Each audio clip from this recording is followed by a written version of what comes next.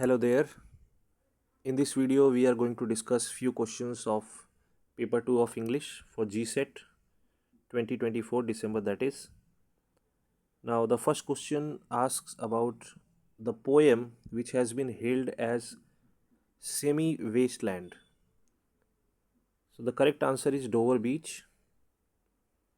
It is considered as a semi-wasteland poem because it has several distinct features of it which matches with the T.S. Eliot's modernist masterpiece The Wasteland.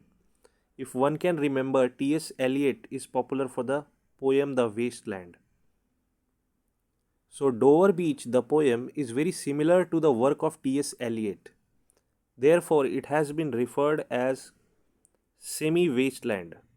Now, what are the common features in the Dover Beach and the T.S. Eliot's The Wasteland poem? Disillusionment and despair. Despair means loss of hope. In the work of T.S. Eliot, we have commonly seen that.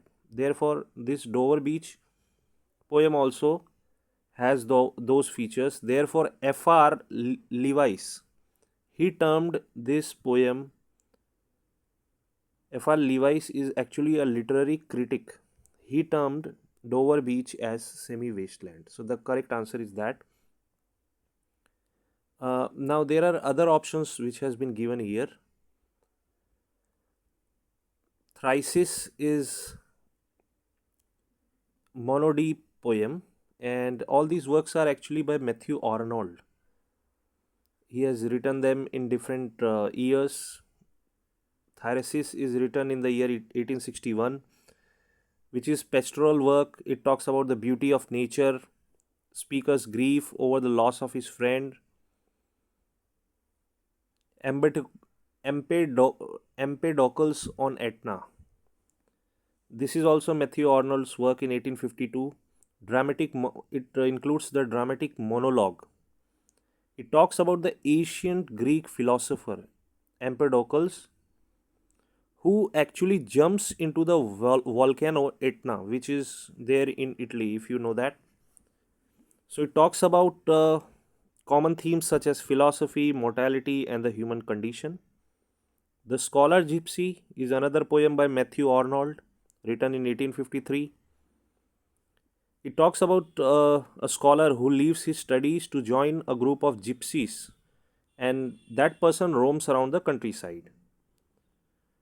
So, all these poems are actually by Matthew Arnold in different years. Moving ahead, the second question. Who among the following American poets is known for his use of antithesis? So we have read about Robert Frost quite a lot, who is an American poet. But here the correct answer is Emily Dickinson.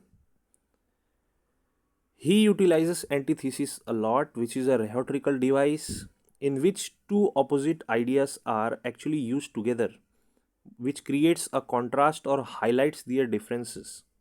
So it's a literary device, figure of speech, antithesis. Emily Dickinson is popular for usage of this. And Emily Dickinson, he's himself an American poet. So he utilizes this, and there are common examples which you can find in the lines, such as hope is a thing with the feathers. Because I could not stop for death, he kindly stopped for me. So these lines are examples for antithesis. Robert Frost, we already know that he's quite popular during 20th century, and mostly he focused upon the rural life. Walt Whitman, another American poet, popular in 19th century. His most famous work is Leaves of Grass, which is a collection of poetry that celebrates the beauty of human body and the natural world. What are the common features which is seen in the Walt Whitman's poetry? That is free verse. He celebrates the human body. Mostly his poems include those things like sensual experiences, nature imagery, and democratic ideals. Ralph Waldo Emerson, that is R.W. Emerson. He is a poet, essayist, and philosopher. Again, he is considered as one of the great American transcendentalist movement. He was quite popular for that. He is considered as the leading figure for the transcendentalist movement. Like, what exactly is transcendentalist? Means when you pay attention or give importance of individual intuition, where you have connection between humans and nature. So Ralpho is popular or famous for that. Moving ahead, third question: who among the following French poets wrote the poem Strange Meeting? So correct answer is Wilfred Owen, and he's a British poet, and he was also a soldier, and he was killed during World War One. Rupert Brooke, he is also a British poet and remembered for his patriotism, idealistic nature. His famous works are The Soldier, Grantchester. Mostly he talked about and he had enthusiasm for the war and his belief in the nobility of sacrifice.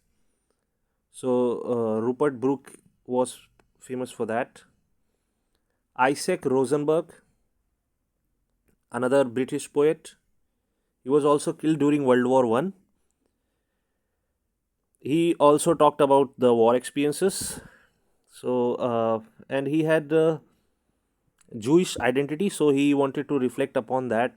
Although he had anti-war sentiments, he was not in the favor of wars. Siegfried Sassoon, Siegfried Sassoon, he was also a British poet.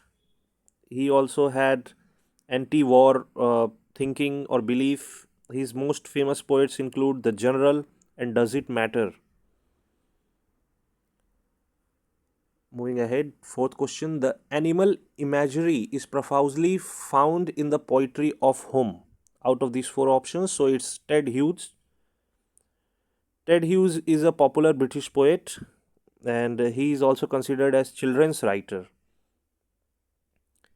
He served as a poet laureate of United Kingdom from 1984 until his death.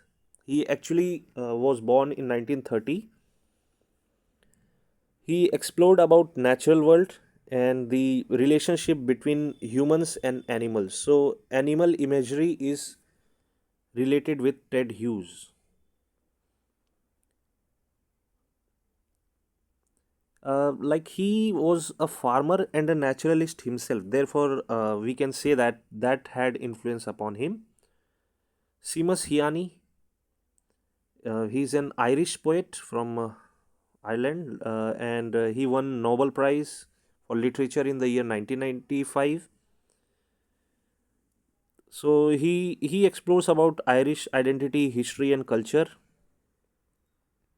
Philip Larkin, another British poet, also novelist, but he emphasizes upon illusionment, mortality, and the decline of modern society, like T.S. Eliot. Carol N. Duffy, another British poet. So we are encountering a lot of questions related to British poet, and she actually served as poet laureate from 2009 to 19, and she explored various themes such as identity, love, and social justice. Of course, she had a feminist perspective. Uh, yes, moving ahead to the next question. The character of Madame Sosostris, uh, pardon my pronunciation if in any way I am not able to pronounce the characters properly. So the Madame Sosostris, she appears in which of these plays? So she appears in the Wasteland, which we discussed in the earlier question, the modernist poem by T.S. Eliot, which talks about spiritual decay, disillusionment, and search for meaning in post World War I society. Now, talking about the character, she's a fortune teller in the poem, and her behavior is mysterious and enigmatic because she is looking for meaning in the chaotic world.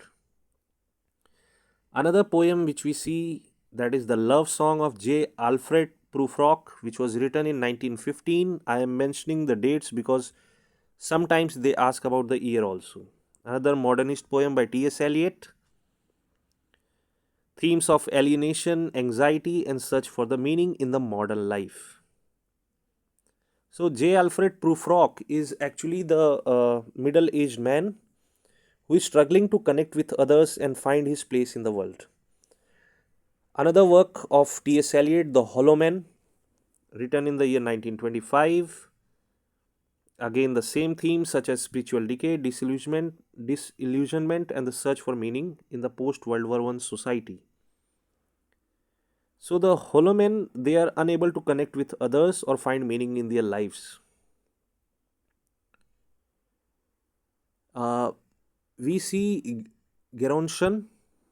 So, Geronshan, I hope I am pronouncing it correctly. Another poem by T.S. Eliot. It's a monologue poem written in the year 1920. It's a meditation on aging. So, little bit different from rest of the poems, but again, the common themes such as disillusionment and spiritual decay, that is common in all of them. Like T.S. Eliot is popular for that. So, Geronsson is an old man who reflects on his life, memories, and the world around him. So, common themes include aging and decline. Disillusionment will definitely be there. Also, T.S. Eliot is popular for stream of consciousness narrative. It means it blurs the lines between thoughts, memories, and reality. Okay, next one now, sixth one. A thing of beauty is joy forever. Who among the following romantic poets said this? So, all the four options, they are romantic poets. John Keats is the answer, and he is an romantic poet because uh, he focuses upon the sensual and beautiful description of nature, beauty, and the human experiences. Uh, he had he was deeply influenced by the Greek culture and mythology, and therefore those things are seen in his work. He is quite popular for Endymion, a narrative poem, Ode to Nightingale, Ode on a Grecian Urn. So, Ode to Nightingale, we have read that in CBSE book. Maybe it is there in 12th or 11th standard, which has common themes such as beauty, transience of life, mortality. So, John Keats is quite popular for that. So, we see on the screen Lord Byron. Lord Byron, English romantic poet. He was born in the year 1788. I'm mentioning the birth dates or birth years because uh, that would help us to understand in which era they were. We know they are connected with Romanticism. And Lord Byron, English romantic poet, he was passionate and expressive in his poetry. Also, he was quite flamboyant and often related with the scandalous personal life. He also utilized satire and humor, and he is considered as master of satire. That is Lord Byron. I think it has been asked in one of the questions. Maybe this year or some year it has been asked. I have seen somewhere. Another is Samuel Taylor Coleridge, another romantic poet, also critic, quite popular for lyrical ballads, which is collection of poems. And because of that, we had the launch of Romantic movement, quite popular for imagination, symbolism, philosophical themes. And last but not the least, P.B. Shelley, Percy Bysshe Shelley, uh, American poet. Sorry, English romantic poet, another English romantic poet, and he had radical and idealistic views, mostly on politics, social justice, and personal freedom. So he's a bit different from the rest of them. And we already have read Ozymandias, a sonnet which talks about fleeting nature of power, how power leaves you, and it talks about decline of civilization also. So Ozymandias is a quite popular sonnet. So PB Shelley is related to that. Adonais, another work of his, it is a pastoral elegy. It actually talks about the death of John Keats. It talks about mortality, beauty, and transience of life. So we can say he is quite expressive in his writing. That is P.B. Shelley. Next one, oh sir, she smiled, no doubt, whenever I passed her, but who passed without much of the same smile? So these lines are found in My Last Duchess, which is written by Robert Browning. In fact, it seems like all these four works are of Robert Browning. So, My Last Duchess is actually a monologue. It talks about the story of Duke of Ferrara, and who is showing a portrait of his late wife to a visitor. So, a duke is showing a portrait of his late wife to a visitor, and emphasis, the main themes are power and control, because his words shows that he wanted to control his wife. And other features include jealousy and possessiveness. The poem criticizes the societal norms of marriages and love, how the women are actually objectified and oppressed. The Last Ride Together, another poem which is given in the option, it's a story of rejected lover who reflects on his past love affair and fleeting nature of human experience. Talks about love and loss, the memory and nostalgia. Porphyrius Lover, which is written in 1836. The Last Ride Together in 1855. It is also a dramatic monologue written by Robert Browning. It talks about obsessive love, madness and rationality, power dynamics. Fra Lippo Lippi, written in 1855, another monologue poem by Robert Browning, which talks about 15th century Italian painter and a monk whose name was Fra Lippo Lippi. So it might give you a bit of understanding about this. So yes, it talks about morality and hypocrisy, human nature. Next, moving to the eighth question, who wrote the unfinished epic poem Hyperion? So John Keats, who was born in the year 1795, English romantic poet. He has written the Hyperion, and he was influenced by Greek work. So Hyperion is an epic poem. It talks about the story of Titans, a group of powerful deities in Greek mythologies. So the common themes are power and decline, and because it's a decline of Titans and rise of Olympian gods. Another themes are nature and beauty, identity and self. Okay, moving ahead. Okay, so we have I think talked about William Wordsworth, who is English romantic poet born in the year 1770, who talks about nature, imagery, personal reflection, spiritual themes. That thing we have to remember about William Wordsworth. William Blake, born in the year 1757, romantic poet, English just like the others. He is popular for symbolism because he wants to convey deeper meanings, spiritual themes, social commentary. Robert Southey, born in the year 1774, another English romantic poet. So, we have not commonly heard about Robert Southey. When we study Romanticism, we generally think about William Wordsworth, John Keats, William Blake, these people, or Samuel Taylor Coleridge, but hardly some of us know about Robert Southey. He emphasizes upon historical themes and events, and also about his conservative mindset or reactionary politics. So those are his common themes. Okay, moving to the ninth question.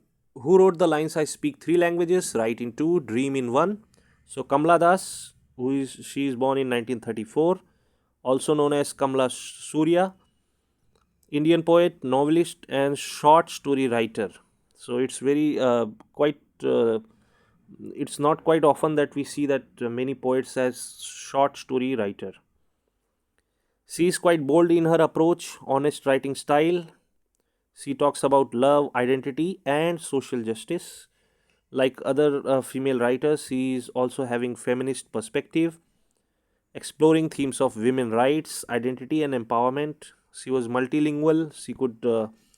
She was proficient in Malayalam, English, and Hindi. And she wrote with her personal experiences, like whatever writing she had. From that, we can actually we can find out that, or we can reflect upon, as if she was writing with her personal and emotional tone. Her popular work includes An Introduction and My Story. My Story is an autobiography. So from there on, we can get a brief idea what she was writing. Imtiaz Dharkar, she's a British writer. She's also she also talks about identity, culture, and social justice. Menka Sivdasni, Indian poet, and she explores themes such as love, identity, and culture. 10th question. How many verses are there in Rabindranath Tagore's Gitanjali, which is also called as Songs of Offering, which is in English? So, from Bengali to English, he translated. Gitanjali is in Bengali. So, this question is actually incorrect from my perspective, and the correct answer should be 103. And Rabindranath Tagore, his common themes are devotion, spirituality, and connection between humanity and divine. So 103 is not in the option, so I feel like this question has to be cancelled.